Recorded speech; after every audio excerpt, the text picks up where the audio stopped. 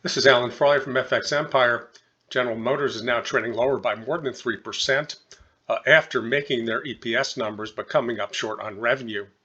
Taking a look back, the stock topped out right around 39 after its IPO in 2010. It went and attempted a breakout over that level at the end of 2013. That failed. Another breakout in 2017 also failed.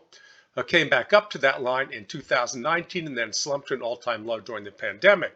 Well, that finally washed out selling pressure. The stock shot higher, coming back up first to these old trend lines and then coming all the way back up to the 2017 high and finally to this rising highs trend line in January of 2021, which is the sort of the last resistance along this line.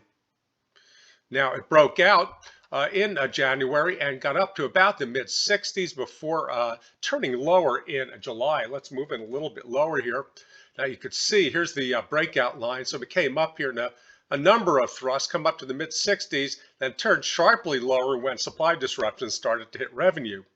Now it came back to the breakout line, which is also the 200-day moving average. It failed to break out during the summertime, came back up and then remounted that level and also the 50-day moving average in September, closing about 2/3 of the distance back to this prior high.